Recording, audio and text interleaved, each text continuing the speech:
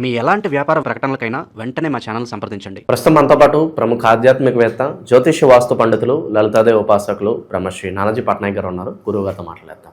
నమస్కారం గురుగారు. శ్రీమాత్రే నమః. గురుగారు, జనవరి మాసం విశేషంగా ధనుసు రాశి వారి పరిస్థితి ఏ విధంగా ఉంటుంది? ఎటువంటి జాగ్రత్తలు తీసుకోవాలి? కొత్త సంవత్సరం మొదటి నెల ఏమన్నా తీపి గుర్తులు ఉంటాయా?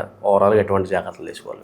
ధనస్సు రాశి వారికి ఫస్ట్ ఆఫ్ ఆల్ నెల ప్రారంభంలోనే 4 గ్రహాలు, చంద్రుడు కూడా వచ్చి కలుస్తే 5 గ్రహాలు, పంచగ్రహ చతుర్గ్రహ కూటములు లగ్న ధనస్థానాల్లో తిరుగుతున్నాయి. అర్ధాష్టమ శని ఉందనే ఒక ఆలోచన ఉంది వీరికి. అదేవిధంగా 9వ స్థానంలో కేతువు, 7వ స్థానంలో వక్రించినటువంటి గురువు, 3లో పరాక్రమ స్థానంలో రాహు ఉన్నాడు. ఎప్పుడు కూడా ప్లానెట్స్ ఎలా ఉన్నాయి, మనకేమి విషయాన్ని చెప్తున్నాయి, ఏ విషయాల్లో మనం జాగ్రత్తగా ఉండాలనే విషయం తెలుసుకుంటే సరిపోతుంది.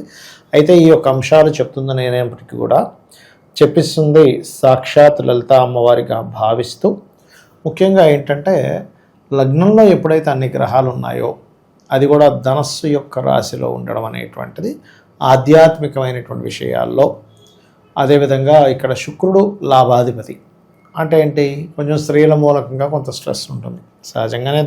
ధనస్సు వారికి ఏంటంటే ఎంత గైడింగ్ నేచరు, ఎంత ఉదార స్వభావం, పక్కవాడికి మంచి చేయాలనేటువంటి కంప్లీట్ పాజిటివ్ ఉన్నా కూడా వీళ్ళకి స్త్రీ మూలకంగా ఇబ్బంది ఉంటుంది ధనస్సు లగ్నం వారికి, పర్టికులర్గా రాశి కంటే కూడా. కాబట్టి అందుకే నేను నా రీసెర్చ్ కూడా ఆ రాశితోనే స్టార్ట్ అయింది, ఆ లగ్నంతోనే స్టార్ట్ అయింది. కాబట్టి పర్ఫెక్ట్గా నాకు ఆస్ట్రాలజీ పనిచేస్తుందని కూడా అక్కడే అర్థమైంది నాకు. ఎందుకంటే ఇది ఛాలెంజింగ్గా చెప్పగలను. ధనస్సు లగ్నంలో పుట్టారు, వృషభ రాశిలో లేదా తులారాశిలో గ్రహాలు ఉన్నాయి. ఆ దశ వచ్చిందంటే వాడికి వివాహ జీవితంతో డిస్టర్బెన్స్ అనేది స్టార్ట్ అవుతూ ఉంటుంది, ముఖ్యంగా శుక్రదశ కనుక వస్తుంది. అయితే ఇక్కడ పర్టికులర్గా ఏంటంటే వీరికి కొంచెం బాధ్యతలు పెరగడం, శిష్యులు ఎవరైనా టీచింగ్ లైన్లో ఉండేటువంటి వారికి శిష్యుల యొక్క ఇది పెరగడం, ఆధ్యాత్మికంగా చక్కటి లైన్లోకి వెళ్ళడం అనేటువంటిది జరగనుంది, అందులో ఎటువంటి సందేహం లేదు. అయితే వీరికి అర్ధాష్టమ శని ఉంది కదా, ఈ అర్ధాష్టమ శనిలో అసలు మనం ఏం జాగ్రత్త తెలుసుకుంటే చాలు.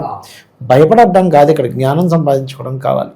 ఇప్పుడు ఏంటంటే ఎప్పుడైనా అర్ధాష్టమ శని నడిచేటప్పుడు విద్యార్థి దశలో ఉండేవాళ్ళు కొంచెం చదువు మీద కాన్సన్ట్రేషన్ తగ్గుతుంటుంది. వేరే వేరే వర్క్స్ అనుకోండి, ఇంకోటి అనుకోండి, శ్రమపూర్వకంగా వెళ్తూ ఉంటుంది.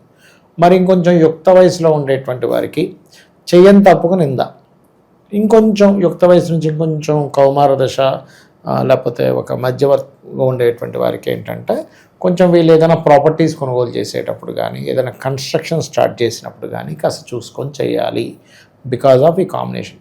మరి ఈ 4 గ్రహాలు 2వ స్థానంలోకి వెళ్తాయి. నెక్స్ట్ ఎప్పుడైతే 2వ స్థానం ధనస్థానంలోకి వెళ్తాయో 13, 14 తేదీల నుంచి గతంతో పోల్చుకుంటే ఫైనాన్షియల్గా మంచి గ్రోత్ ఉంటుంది, అందులో ఎటువంటి సందేహం లేదు. సో మనం ఎక్స్పెక్ట్ చేయొచ్చు ఆఫ్టర్ 13, 14 తర్వాత గతంలో అంటే నెలంతా కలిపితో 20,000 వచ్చే వ్యక్తికి 10,000, 20,000 అడిషనల్గా వచ్చే ఛాన్సెస్ ఉంటాయి. అంటే ఉదాహరణ చెప్తాను, 20,000 అని కదా, 20 లక్షలు వచ్చే వ్యక్తికి 30 లక్షలు రావచ్చు, 40 లక్షలు రావచ్చు. 30 కోట్లు వచ్చే వ్యక్తికి 300 కోట్లు వచ్చే వ్యక్తికి ఇంకా పెరగవచ్చు, చెప్పలేము మనం. అంటే ధనస్థానంలో గ్రహాలు ఉన్నందుకు.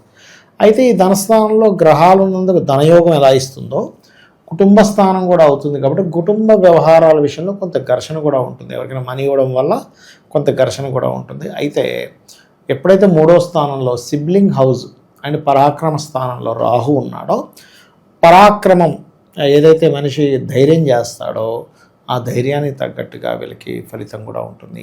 ఓకే. అయితే ఈ 7వ స్థానంలో ఎప్పుడైతే గురువు ఉన్నాడో, గురువు వక్రించున్నాడు. ఈ వక్రించున్నప్పుడు ఏంటంటే అది మనం కర్కాటకం నుంచి వక్రించుకుంటూ వచ్చినటువంటి గురువు కాబట్టి ఇక్కడ పర్టికులర్గా మనం అర్థం చేసుకోవాల్సింది ఏంటంటే వివాహ విషయంలో కొంచెం అవతల వాళ్ళు తొందర పెట్టడం కానివ్వండి, ఇవి ఈ స్ట్రెస్లు కొంచెం ఉంటాయి. ఎందుకంటే లగ్నంలోనేమో కుజుడు సంచరిస్తున్నాడు ఫస్ట్ 15 డేస్, దాని మీద శని దృష్టి ఉంది, మళ్ళీ 7వ గురువు ఉన్నాడు. కాబట్టి ఈ యొక్క విషయాలు అంటే వివాహము, పార్ట్నర్షిప్స్, సామాజిక సంబంధించిన విషయంలో ఏదైనా మాట్లాడేటప్పుడు వీళ్ళకనే కాదు, మీరు సొసైటీలో చూస్తే కనుక డిసెంబర్ నుంచి ఇది ప్రారంభమైపోయింది. అలాంటి ఏం మాట్లాడినా వైరల్ అయిపోతూ ఉంటుంది. ఇటువంటి విషయాల్లో కొంత జాగ్రత్త వహిస్తూ ఉండాలి. అలాగే విదేశాలకు వెళ్ళి చదువుకోవాలి, ఎందుకంటే రాహు యొక్క ఎనర్జీస్తో శని ఉన్నాడు కాబట్టి అవి కొంతవరకు ఆలస్యం అవుతూ ఫలిస్తాయి, అందులో ఎటువంటి సందేహం లేదు. అండ్ అలాగే సిబ్లింగ్ వరుస వాళ్ళని విదేశాలకు పంపించాలి, లేదా సిబ్లింగ్ హెల్ప్తో విదేశాలకు వెళ్ళాలి. ఒకసారి తమ్ముడో అన్న విదేశాల్లో ఉంటాడు, అలాంటప్పుడు వారి ద్వారా వెళ్ళాలనే ప్రయత్నం కూడా ఫలిస్తుందని చెప్పొచ్చు ఇక్కడ మనం. అయితే పుణ్యక్షేత్రాలకు ఖచ్చితంగా ఏదైనా గణపతి ఆలయం కానీ, సూర్య ఆలయాలకు కానీ వెళ్ళడం మంచిది.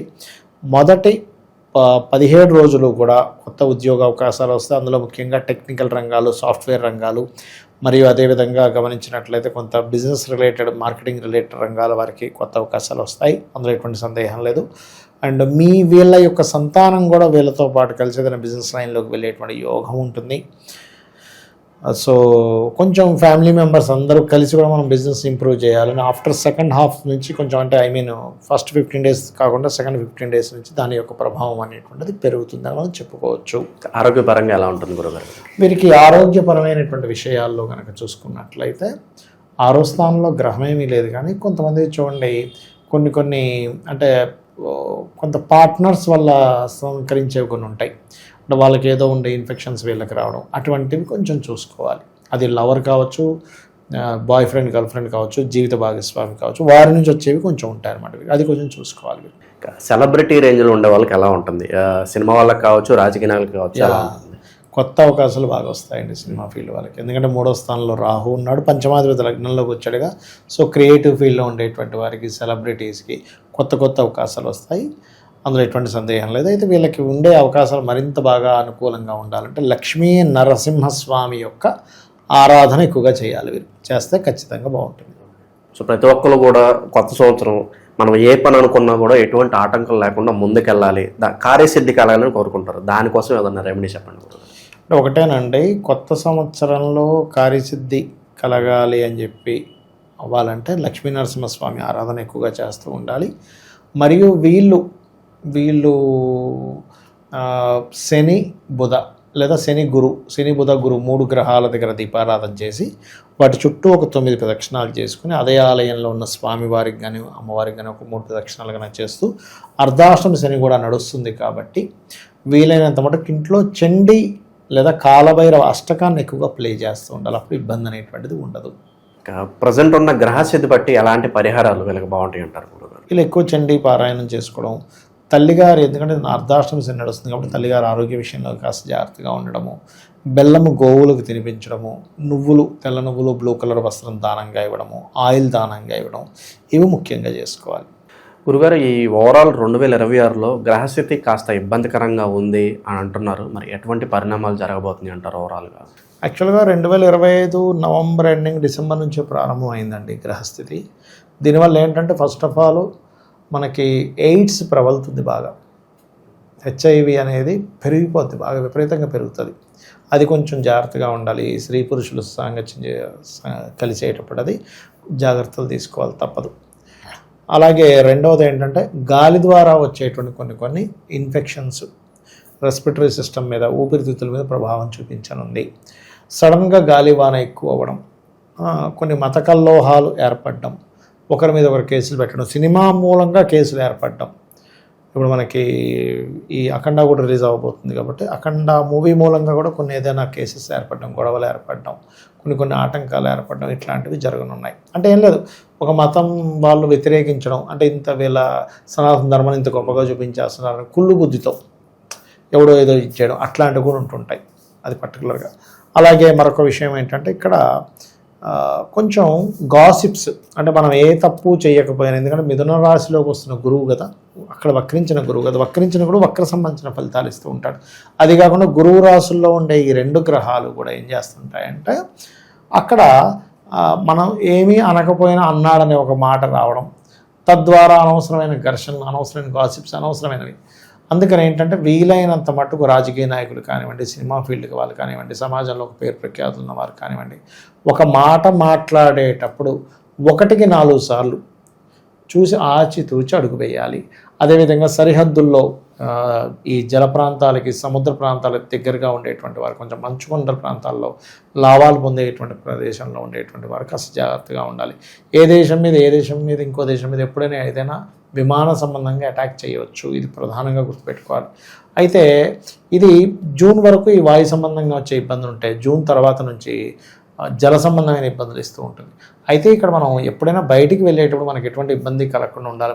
సామాన్యం మానవుడు కనుకుంటే వాళ్ళ ఇష్టదైవాన్ని తలుచుకొని వెళ్ళడం చాలా మంచిది, గుర్తుపెట్టుకోండి.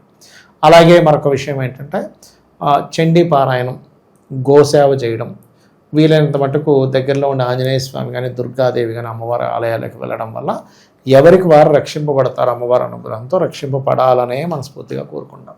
ఓవరాల్గా ఈ జనవరి మాసం ధనుసు రాశి వారికి ఏ విధంగా ఉంటుంది, ఎటువంటి జాగ్రత్తలు తీసుకోవాలి, చాలా బాగా వివరించారు. ధన్యవాదాలు. శ్రీమాత్రే నమః.